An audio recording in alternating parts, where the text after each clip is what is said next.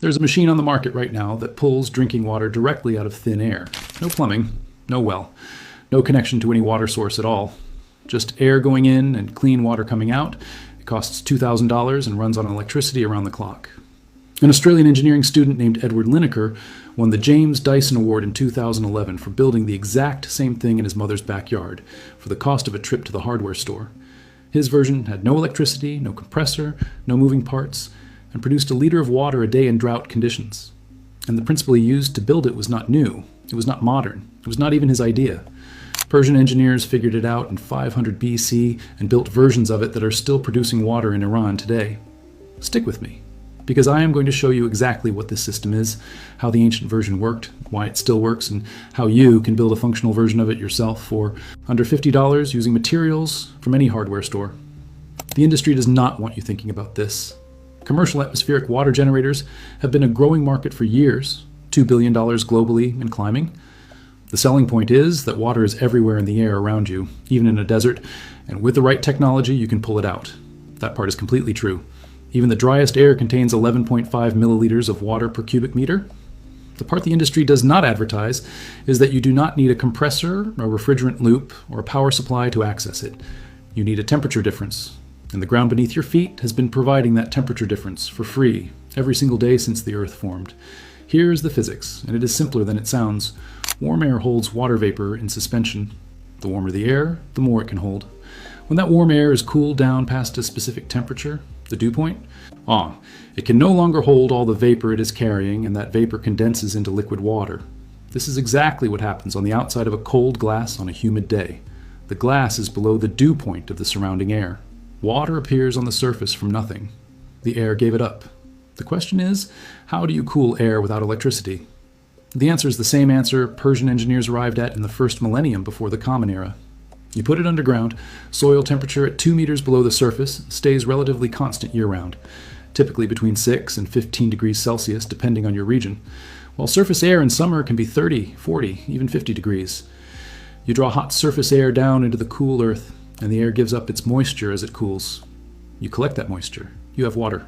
No power required, no refrigerant, no moving parts beyond the air itself. The Persian system that used this principle was called a qanat, an underground network of tunnels and channels hand-dug over centuries that moved water from highland aquifers to the lowlands by gravity. Qanat technology is believed to have originated in Persia in the early 1st millennium BC, and today there are an estimated 50,000 qanats in Iran alone, 3/4 of which are still working. They are not curiosities. They are active water infrastructure, older than most civilizations, still standing, maintained by communities who have never needed an electric pump because the system does not require one. The air from a qanat is drawn into the tunnel and cooled both by contact with the cool tunnel walls and by the transfer of heat as water evaporates into the airstream. In dry desert climates, this can result in a greater than 15 degrees Celsius reduction in air temperature, producing cool, dry, comfortable air from conditions that are anything but. Edward Lineker took that exact principle in 2011 and applied it to a simple backyard prototype. His airdrop design pulls warm surface air underground through a network of copper piping, cools it to soil temperature, and harvests the condensate water into an underground collection tank, producing about a liter of water a day in the drought conditions of southeastern Australia. He won the world's most prestigious design award for it. The principle was 2,500 years old. The materials were available at any hardware store. Here is how to build a functional version yourself. The real prices, the real materials, the real yield, no inflation. You need 4 things: a length of copper pipe or coil.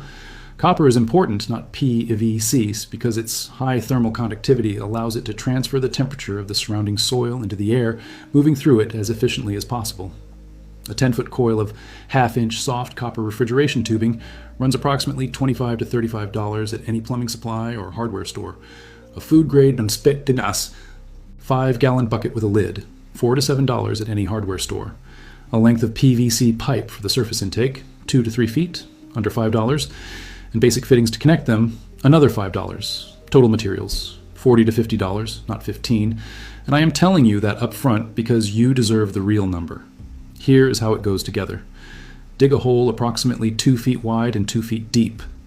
Deeper is better if your ground allows it, because the further you go down, the more stable and cool the soil temperature. The bottom of the hole is where your copper coil lives. Coil the copper tubing in a loose spiral inside the bottom of the hole.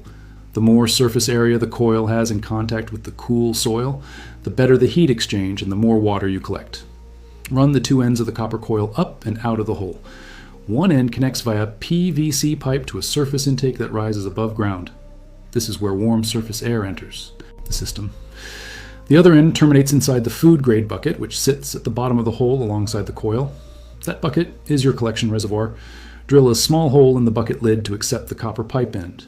The lid keeps collected water clean and prevents evaporation losses. Backfill the hole around the coil and bucket, leaving only the PVC intake pipe exposed above ground. Warm surface air enters the intake.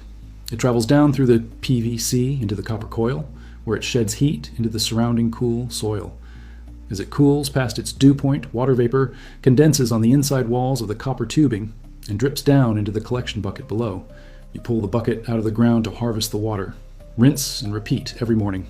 The yield depends on two things you cannot fully control: the humidity of your local air and the temperature differential between the surface and your soil at depth. Published research confirms that passive systems in arid and semi-arid regions yield between 0.3 and 0.6 liters per square meter of condensing surface per day. A 10-foot copper coil gives you roughly half a square meter of internal surface area.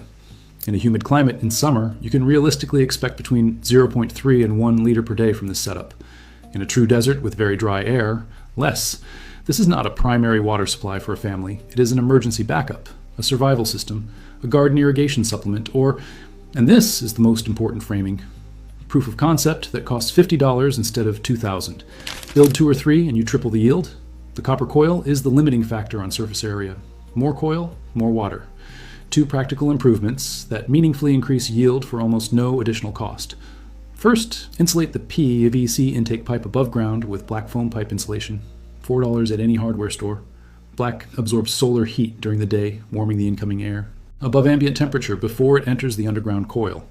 The greater the temperature difference between incoming air and soil temperature, the more condensation you get. Second, line the inside of the intake pipe with copper wool or steel wool. This increases the surface area that the air contacts as it cools, giving vapor more opportunities to condense before the air reaches the collection bucket. Edward Lineker specifically documented using copper wool inside his tubing for exactly this reason. One important note before you go: the water collected by this system is condensate, essentially distilled water produced by condensation, similar in purity to rainwater. It is free from minerals and most contaminants that come from groundwater. However, it picks up whatever is in the air and on the surface of your copper pipe. So running it through a basic activated carbon filter before drinking is a sensible step and adds $3 to $5 to the setup using a simple inline filter cartridge. The water is not potable straight from the pipe in the same way that water from a tested municipal supply is. Filter it first. The atmospheric water generation industry sells you a compressor, a refrigerant loop, a filter system, and a $2,000 enclosure to do what a copper coil buried 2 feet in the ground and a $5 bucket does through the same fundamental physics. The Persians built it with hand tools and clay. An engineering student built it in a backyard and won an international award. The ground beneath your feet is cooler than the air above it every single summer day. That temperature difference is the machine. It has always been there.